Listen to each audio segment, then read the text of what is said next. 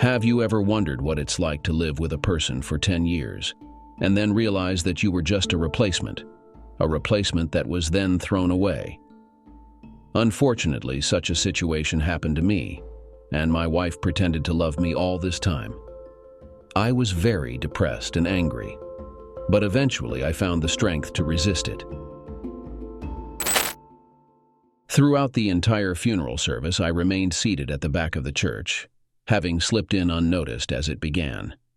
I had no intention of encountering the grieving family during the visitation to express false condolences about their departed loved one, especially since he wasn't deserving of any praise.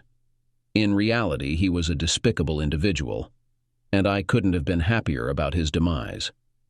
I only wish that his final moments were agonizing, to mirror the suffering he caused me emotionally just a few years prior. Finally, the pastor concluded his monologue, and the service came to an end. The casket was solemnly carried through the sanctuary toward the front door, where it would be placed in the waiting hearse. The family followed, with the grieving widow at the forefront, tears streaming down her face once more. I couldn't fathom why, but as she approached the last row, her gaze inexplicably locked onto mine. Throughout the morning, I'd maintained a smile on my face, and I continued to do so. At first glance in my direction, the widow appeared startled, likely surprised that anyone would smile at her during her husband's funeral. However, as recognition dawned in her eyes, shock turned into fury. I maintained my steady gaze upon her, unblinking, until she finally averted her eyes and left the church. Following closely behind her, her mother immediately recognized me, her face flushing with embarrassment before she quickly looked away. At least someone in the family felt remorse for what had occurred. Today marked the first encounter with either woman in over 5 years. My anger remained unabated. I found myself wishing that my ex-wife would pass away before me so that I could also attend her funeral. Over 6 years ago, she and I formed an impressive team. We'd enjoyed a decade of blissful marriage.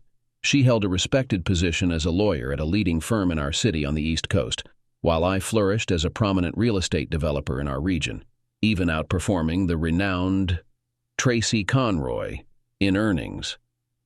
Then the now deceased, very much alive at the time, started to sabotage my life.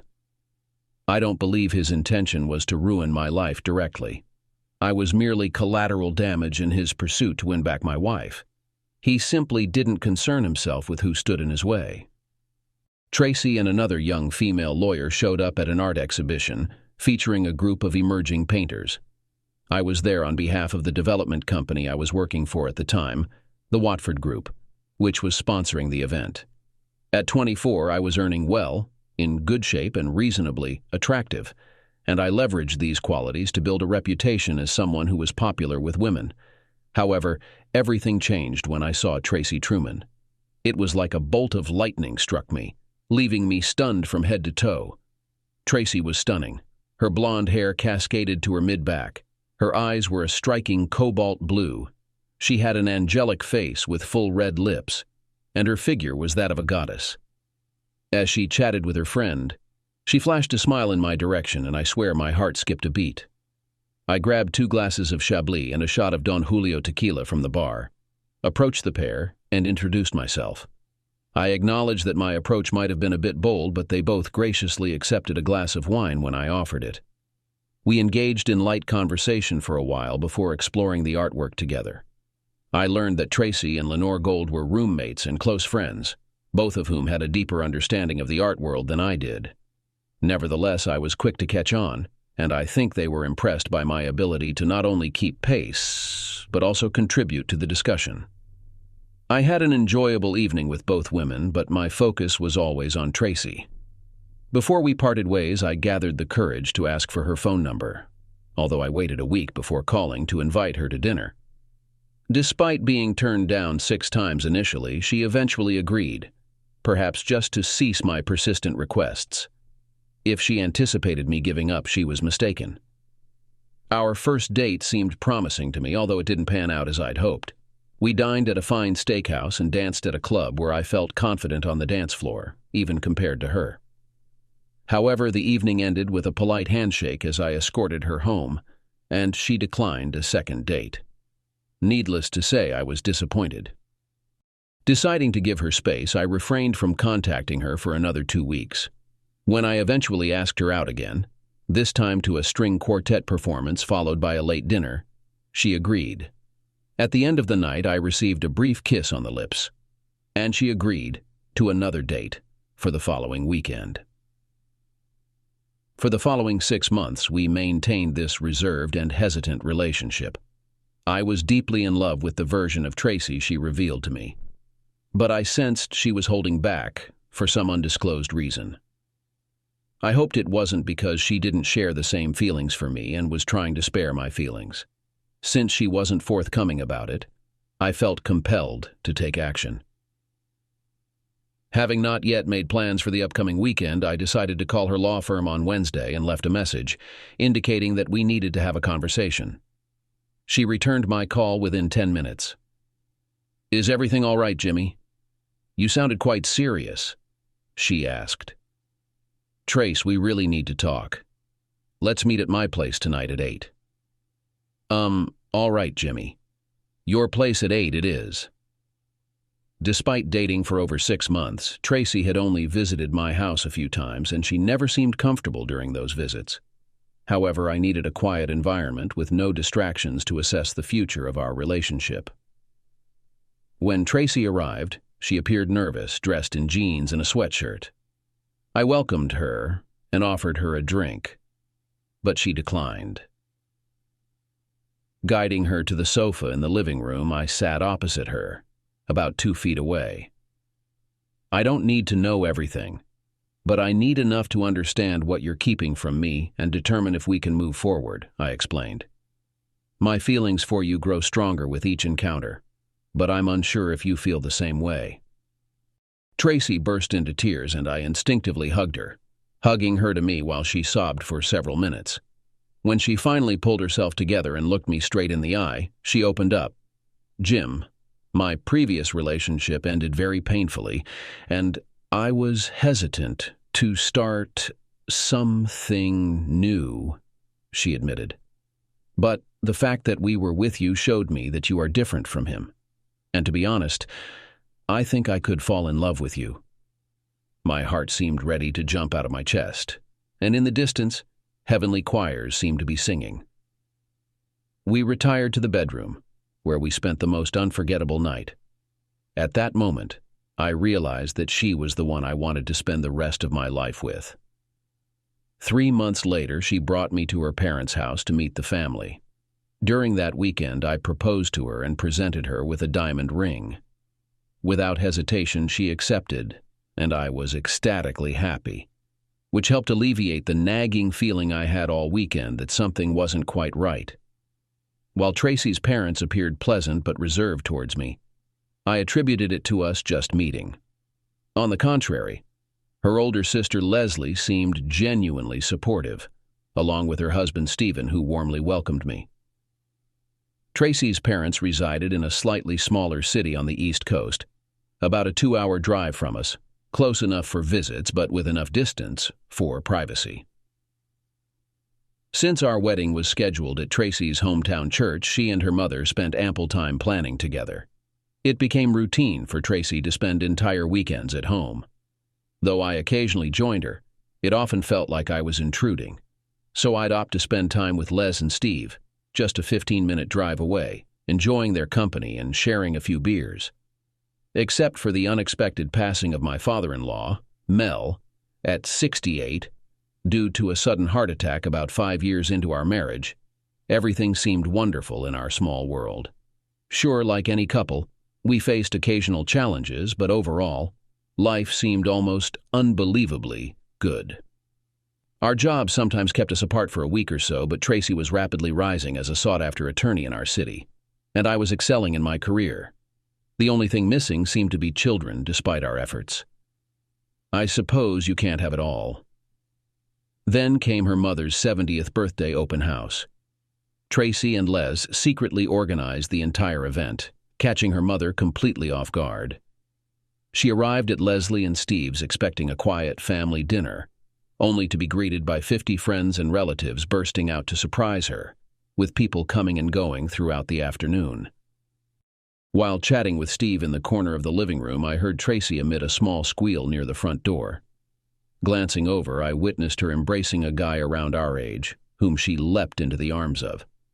Assuming he was an old family friend dropping by to wish Alva a happy birthday, I didn't dwell on it much. However, when I noticed Alva's blush as she glanced my way, I couldn't shake the feeling. Turning back to Steve to resume our conversation, I found he had moved on, so I headed to the bar for another beer. Normally not the jealous type, I couldn't help but notice Tracy engrossed in conversation with the apparent old family friend. Their interactions seemed intimate, with frequent touches and his arm draped around her shoulders. Just as I contemplated approaching my wife, Alva called me over to meet a distant cousin. By the time I could make my way back, Tracy and the guy had vanished from sight. An hour passed without seeing Tracy, prompting me to search for her. Eventually, I spotted her with the same guy, still maintaining physical closeness as they conversed with unfamiliar faces. Perhaps it was my imagination, but the chatter seemed to hush as I drew near. I quietly approached Tracy and her friend, gently removing his arm from around Tracy's shoulder without drawing attention. He hesitated towards me, but Tracy smoothly positioned herself between us, making it seem almost natural. Jason Battendorf, Bat, allow me to introduce you to my beloved husband, Jim Conroy. Jim, Jason, and I have known each other since 4th grade, when his family moved into the neighborhood. Jason, Jim, and I have been happily married for a decade. With this, she displayed her engagement and wedding rings by wiggling her fingers for him to see. Though I wasn't pleased with his demeanor, I chose not to escalate things at my mother-in-law's 70th birthday celebration. I greeted him with a firm handshake, a faint smile, then headed back to the bar. As I turned away, I noticed Tracy giving him a quizzical look. During the ride home, Tracy and I discussed the party, but Jason Battendorf wasn't mentioned. I dismissed the earlier incident as an overreaction on my part and didn't bring it up during the journey home. 2 weeks after the party, Tracy informed me that she planned to spend some weekends at her mom's place, starting on Saturday mornings and staying until Sunday noon.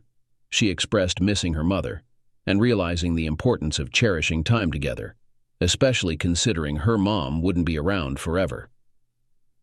Having lost both my parents in my early 20s, I empathized with her desire to connect with her mother and had no objections. Occasionally, I accompanied her, but more often than not, she drove there alone.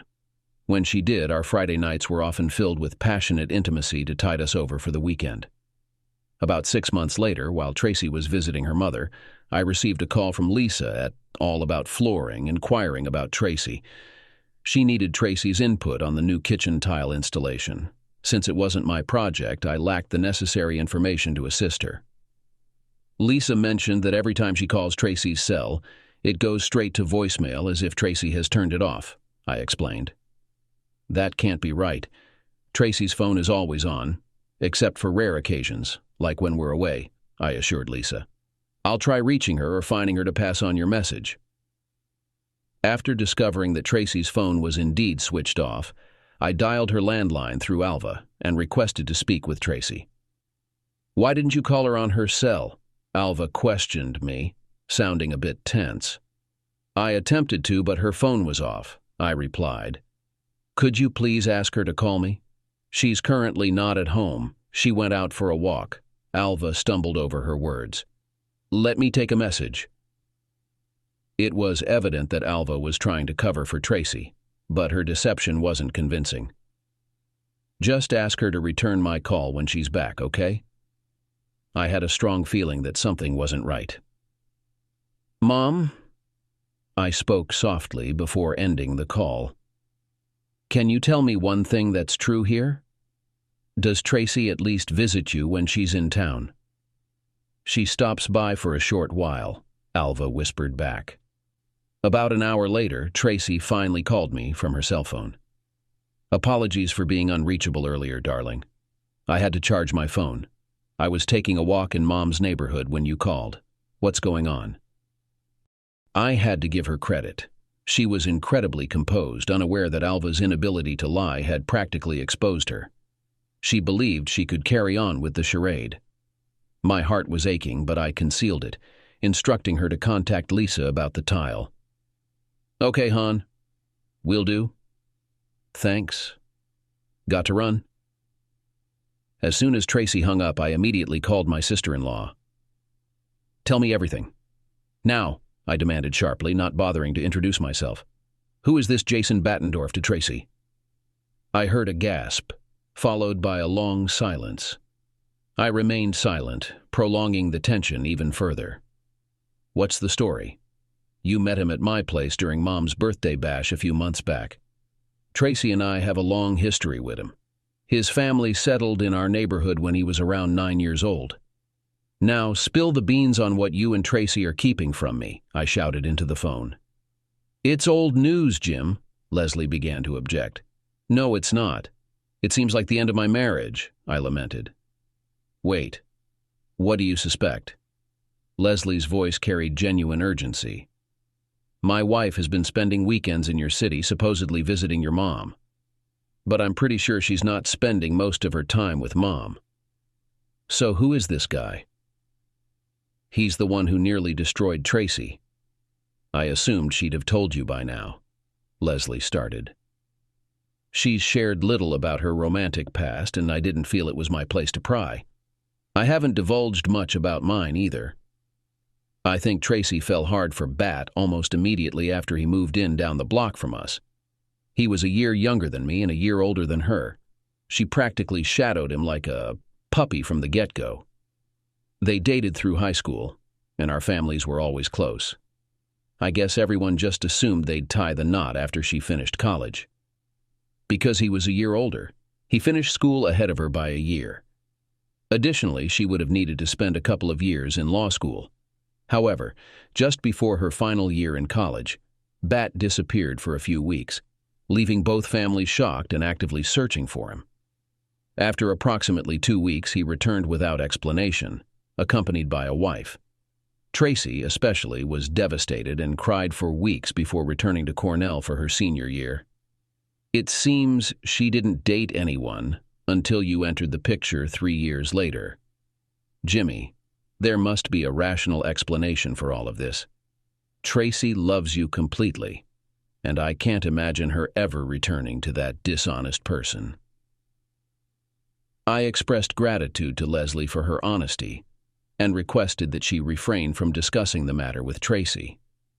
Despite the troubling appearance of the situation, I lacked concrete evidence of Tracy's infidelity, and there remained a possibility that I might have overlooked something. Though I acknowledged the slim chance of being mistaken, I felt compelled to afford Tracy the benefit of the doubt. When Tracy casually entered our home on late Sunday afternoon, her typical carefree demeanor remained unchanged. Following her usual routine, she greeted us casually before heading upstairs to freshen up, referring to it as removing road grime. While this remark used to amuse me, I couldn't help but suspect that she was cleansing herself of the scent of intimacy rather than actual road dirt, dampening my usual response. As a prominent attorney, Tracy possesses keen insight into people, so I'm certain she sensed the tension between us. Upon returning downstairs, after brushing her teeth, I should note, she approached me and planted a passionate kiss. However, she soon drifted to the other side of the room, engrossed in the Sunday newspaper. Normally, she'd engage in conversation after coming downstairs, but today the atmosphere felt somewhat stifled. She briefly mentioned calling Lisa about the kitchen tile and hastily apologized for missing my call due to her phone being off. The following week at home was marked by silence, with minimal communication between us. Tracy likely noticed my distraction, yet she made no effort to address it yet. I couldn't discern if she deemed me oblivious or if she avoided confronting a situation that might lead to divorce. By the following Monday morning, I'd contacted my lawyer to initiate divorce proceedings. Tracy had been my soulmate, the center of my world for a decade. The pain of this decision felt like a dagger twisting in my heart. Tracy didn't wait a full month before returning to visit her mom. Instead, she went back after 3 weeks expressing how much she missed her mom. Despite my indifference, I made arrangements for my private investigator to gather information about her whereabouts. We scheduled a meeting for Monday morning in my office. I didn't need to contact her over the weekend, so everything returned to normal when she arrived on Sunday night. After a shower, she greeted me with a passionate kiss, still exuding the scent of fresh toothpaste. She resumed her usual chatty demeanor, recounting her visit with Alva and the weekend events. Though I now knew her stories were rehearsed, I feigned interest, even asking probing questions. Despite catching her off guard, she handled the interrogation adeptly, showcasing her skills as a lawyer. Unfortunately, my meeting with the private investigator turned out exactly as I expected. Apparently, Tracy spent the entire weekend with Jason Buttendorf, only stopping by Alva's briefly. On Saturday morning before heading to Jason's, somehow the detective managed to get into Jason's apartment and install hidden cameras equipped with audio recordings. After watching some of the footage, I heard them exchanging tender words, reminding me that they were in love with each other in high school. As I was looking through the photos, one image struck me deeply, bringing tears to my eyes. The picture showed them both in bed, rings glittering on her, and he was smiling at her. But what really struck me was the look of pure adoration on Tracy's face and in her eyes, an expression I had never seen in all 10 years of our marriage. It conveyed a sense of belonging to him, a feeling I had never felt for her. It seems that for those 10 years I had only been keeping his place. I must have sat there gazing at that specific photo for 2 minutes, tears streaming down my cheeks, before my investigator snapped me out of my daze. "I'll leave you to process these, Mr. Conroy." "I'll show myself out," he said. I felt better after taking a punch to the stomach. I stumbled to my private bathroom, leaned over the toilet, and expelled last night's dinner. And perhaps lunch, too. It was a monumental heave. Although I had anticipated what was coming, I still wasn't remotely prepared to deal with it. The life I thought I knew ceased to exist. And yet, despite my devastation, it's hard to stop loving someone, no matter how angry and resentful I am. Just a week later, our anniversary was approaching, and according to tradition, that Friday after work, we would gather at our favorite Italian restaurant for a pleasant dinner, followed by dancing, and then a passionate night. Maybe if I could spend it in a romantic, nostalgic setting, we could have a heart-to-heart talk, and maybe fix what was broken, or at least start to fix it. My marriage ended on March 30th, 11 years and 2 days after it began. On the Friday following the anniversary, we had reservations at Maricelli's for 7 p.m. I stopped by a local florist and purchased a dozen red roses before arriving at the restaurant at 6:55. The hostess seated me, and I bought a bottle of champagne. 7 o'clock passed without her arrival. By 7:30, I had ordered an appetizer. 8 o'clock came and went. Finally, at 8:15, I gave up our table, tipped the waitress generously, and moved to a seat at the bar. By 9, her phone was off, sending my calls straight to voicemail. By 10, I asked the bartender to call me a cab due to my consumption of too much alcohol to drive safely. I tipped him well too and embarked on the longest ride home I'd ever taken. When I arrived, my house was dark. Throughout the weekend, I heard nothing from Tracy. I didn't attempt to reach out anymore. Instead, I remained in the house, drinking. I finished a bottle of Monkey Shoulder Scotch on Saturday, and another of Angel's Envy Rye on Sunday. Around 4 p.m. that afternoon, she returned, carrying a bag, and promptly announced her intention to go wash off the road grime. I jumped up from the couch and approached her before she could react. It didn't surprise me that she smelled of recent intimacy. "Getting an early start on visiting Mom this weekend?" I taunted as she began to retreat. I was well aware of the scent of whiskey on my breath, mixed with whatever I had scrounged from the fridge earlier. She turned, seeking distance, and her gaze fell on it, perhaps detecting the odor before noticing it visually. There sat a box of food from Maricelli's, untouched for nearly 2 days, emitting a foul smell, on her cherished low table opposite the couch. Beside it, wilted roses lay dying. Shock washed over her face. Recognition dawned in her eyes. Mom had an issue that required my attention, she began, but I quickly raised both hands to halt her. Never before had I been so close to striking a woman. Instead, I reached for the folder beside the roses, flipping it open and scattering various photos of her and Bat into the air. "You deceitful, disloyal woman," I spat. "He nearly destroyed you before, and now you let him destroy us. I gave you my all believing you felt the same, only to discover you loved him more. You cast us aside for him, you foolish woman." Tracy appeared frightened and stunned. I'd never addressed her in such a manner. I sensed she feared I might harm her. I love you, Jimmy," she finally cried out. "I love both of you. I'm sorry. He was my first, and he remains your priority," I interjected. "Go to him. I won't hinder you. In fact, I can't bear to look at you. Pack another bag and leave. Return when I'm not here to collect whatever belongings you wish to keep. And take this with you since it holds no significance for me anymore, you despicable person." After that, I removed my wedding ring and tossed it in her direction. She missed catching it, and it landed on the floor. Ignoring it, she hurried to our bedroom and hastily packed some items into a large suitcase. I glared at her as she descended the stairs. "You've completely shattered me, you despicable person. I understand now that you idolize that man just as I adored you, completely, without reservation. But evidently that wasn't sufficient. You'll return to that worthless individual who once abandoned you to marry someone else. Did he even offer a sincere apology for that?" She left the house in a whirlwind of tears. I couldn't care less. The divorce was finalized in approximately 9 months.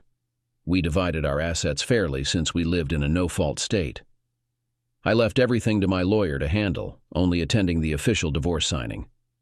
Perhaps feeling guilty, she didn't request spousal support, even though she easily could have. Despite her successful career as an attorney, I was earning significantly more, as I had anticipated since we lived in a no-fault state. So that came as a pleasant surprise. For 4 years following the funeral, I hadn't crossed paths with Tracy until one night at a bar I often frequented. Though, to be accurate, it wasn't me who noticed her presence. It was one of my friends. It happened on a Saturday evening when the person she was with started behaving inappropriately. "Hey, isn't that your ex-wife with that imposing guy over there?" remarked my friend Brad. I turned to where he gestured and indeed spotted a large man with his hand firmly gripping Tracy's arm, engaged in what seemed like a heated exchange. Observing for about half a minute, it was evident from Tracy's expression that they were in some sort of dispute, and despite her efforts, she couldn't free herself from his grasp. He was indeed quite big, probably around 6 feet 4 inches and 225 pounds. Comparatively, I stand at 6 feet and weigh 180 pounds. While I'm not frail, my experience in physical altercations is limited to a single fight, which I happened to lose. I was hopeful that the situation wouldn't escalate to that point and that the man would take the hint. Seeing my reluctance, Brad offered assistance, to which I replied, "No, there's no need for both of us to act heroically and risk injury, if it comes to that." I approached their table and inquired if there was an issue. Tracy stared at me wide-eyed, while Big Dick didn't even acknowledge me and simply sneered. "Not unless you're looking for trouble, little man," he retorted. "Listen, buddy," I replied as calmly as possible. "That woman you're holding on to is my ex-wife, and I despise her more than anyone, but if anyone's going to handle her roughly, it's going to be me. Understood?" "If she's your ex, why do you care?" he challenged. "Because even she doesn't deserve that treatment. Now let go, you jerk."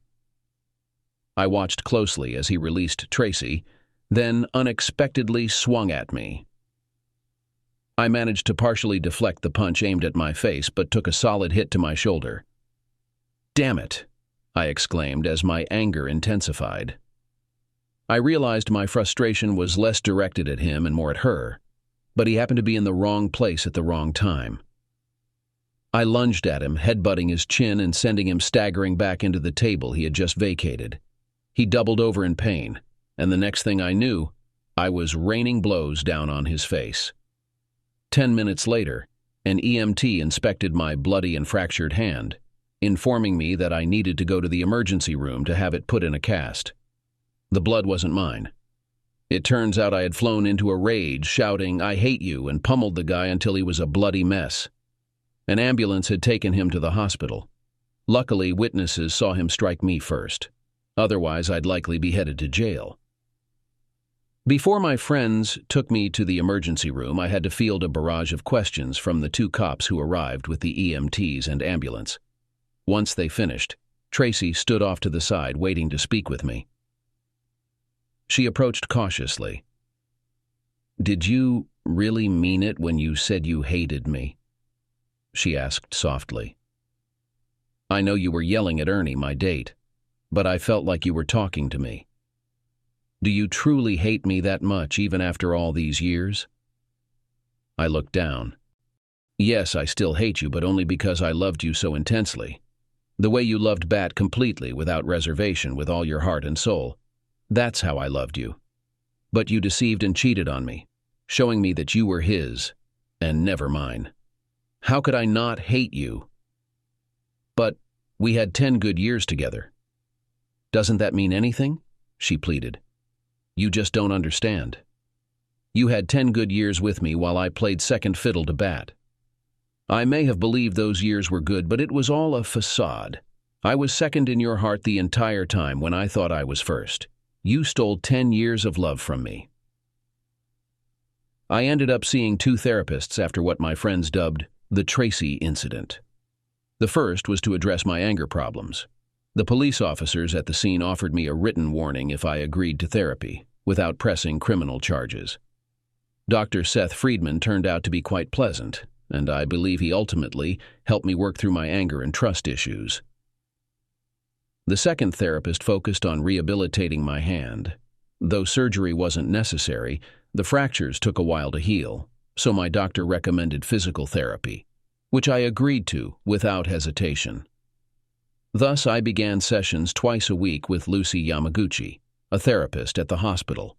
Lucy seemed to be in her 20s and of Asian American descent, resembling a member of the Chinese gymnastics team. Standing at 4'10", weighing 90 pounds, with a pixie haircut and a petite figure. She was far from my usual type, but that was fine because I wasn't actively seeking a partner since my divorce, given my lingering trust issues. When you spend 2 hours a week with someone, there's bound to be some conversation, and ours began with her inquiring about how I injured my hand so severely. Being honest, I gave her the condensed version.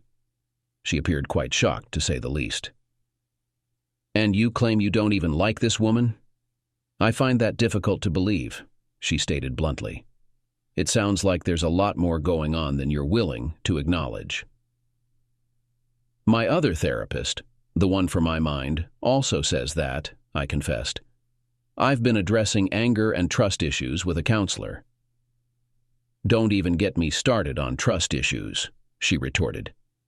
"Seems like I have those too. My ex-husband couldn't be trusted to remain faithful, which is why he's been my ex for 6 years. I won't tolerate that from anyone." Over the following 6 weeks, while I was rehabilitating my hand, we conversed about various topics. I learned that she was actually 37 years old, but her flawless alabaster complexion, youthful hairstyle, and slim figure meant she was regularly asked for identification whenever she ordered a drink at a bar or restaurant. She had been married to her ex-husband for 8 years before their separation, and like Tracy and me, they did not have any children. I discovered that I genuinely enjoyed her company, and when my official rehab sessions concluded, I proposed continuing to spend time together socially. There was a brief pause. Then she flashed me an adorable pixie smile and agreed. I invited her out for the upcoming weekend, and she accepted on the condition that we didn't dine at an Asian restaurant. Her comment caught me off guard, but she responded with a mischievous glint in her eye, teasing, "Gotcha, hotshot." Challenge accepted, I thought to myself. Lucy and I had been seeing each other for nearly 6 months before we took things to the next level. It happened because she was growing impatient with my cautious approach. One evening at a restaurant, she made a witty remark, and in response, I leaned in and gave her a playful kiss on the lips. To my surprise, she leaned in further, prolonging the kiss for another 10 seconds. I must have looked utterly stunned. "All right, stud, what's the holdup? Am I not doing it for you?" she asked, frustration evident in her voice. "You're driving me crazy." I stumbled over my words, feeling awkward. "Honestly, it feels a bit awkward," I confessed. "You look so young and I feel my age, like I'm being judged for being with someone much younger." "Adding shame to your list of issues now?" she retorted. "Come on, Jimmy, be brave. Remember Meg Ryan's line from Top Gun? Take me to bed or lose me forever." I signaled the waitress, paid the bill generously, and we left the restaurant. Before meeting Tracy, I had success with women, but it declined post-divorce due to personal issues. However, with this charming pixie motivating me, I felt it was time to step up. By the time we reached my house, she was already undressed. Her gymnastic skills from a past life became evident as she leaped onto me at the door, and we ascended the stairs with her clothing gradually coming off. By the time we reached the top, her panties and skirt were hanging on by a thread. It was just a preparation for what followed. As soon as we got to the bedroom, she pulled her legs out from under me and quickly lay down on the bed. I remember giving her the biggest smile I could, feeling like my face was about to burst with happiness. She gave me the same smile when I gently turned her over on her back, and we had a passionate moment together. The next morning, when we woke up, I couldn't adequately convey the pain in my 45-year-old body, but at the same time there was undeniable satisfaction in my soul. We exchanged kisses, similar to those of experienced lovers before taking a shower together. My soldier needs rest. After we finished showering, I prepared breakfast for us. If I may say so myself, I'm quite skilled in the kitchen, and it was evident that she was impressed. While we ate, conversation was minimal. Instead, we exchanged smiles, as if sharing a private joke unknown to anyone else. Some silences don't require filling. This one felt perfect as it was. Then it happened. The gaze. It mirrored the same look Tracy once gave Bat, conveying that he was her priority, not me. Yet this time it was Lucy casting that gaze, directed at me. With a mouthful of food she quietly chewed, her eyes filled with more love than I had ever witnessed. I knew what I had to do. I reached for her hand and asked her to spend the rest of our lives together. "Wait, really?" she exclaimed, almost choking on her food. "Last night was special for me too, but isn't this moving too fast? What about your trust issues?" "Last night meant a lot to me, but that's not the only reason," I replied. "Let's just say you've passed the breakfast test with flying colors." "You're being serious, aren't you?" she asked, locking eyes with me. "I've never been more serious," I affirmed. At that moment, tears started to flow as Lucy broke down in a flood of emotion. "I love you so much," I think I heard her say as she leaned across the table to hug me tightly. She cried in my arms for a good 5 minutes, and I must admit I was overwhelmed. After she finished crying, she pulled back slightly, locked eyes with me, and declared, "You're on breakfast duty every morning." "Deal," I promptly agreed. She never inquired about the breakfast challenge, and I never disclosed it. All I'll reveal is that I witnessed that look of affection countless times over the years, reaffirming my decision. We waited 2 years after tying the knot to welcome our first child, a daughter, followed by a son 2 years later. Lucy quit her job as soon as she discovered her pregnancy. Financially, we were more than secure. While I was holding the door for Lucy at the upscale restaurant in our city during a Saturday night outing without the kids, a couple approached from behind. I gestured for them to enter as well. The man appeared roughly 10 years older than me, but the woman seemed to be around my age, 55. As they walked past, she struck me as familiar, but given the number of people I know, I didn't give it much thought until she paused right in front of me and said, Do you still harbor such strong animosity towards me that you can't even be polite in public? I recognized the voice immediately, but I needed to inspect closely to confirm, as the person before me didn't quite resemble the Tracy I knew from about a decade ago. Her face bore more wrinkles than I recalled, and she seemed to have gained around 25 pounds. I attempted to hide my surprise, although I'm certain I failed. "Tracy, I apologize for not paying attention," I stuttered. "I didn't mean to ignore you. As for any animosity towards you, well, it's been a while. I believe I've let go of at least some of that." By now, the four of us had entered. I introduced Lucy to Tracy, and then was introduced to John Bartholomew, Tracy's date for the evening. Tracy mentioned that 2 husbands was her limit so far, she said. "John, no matter what you do tonight, please refrain from touching me in front of my ex.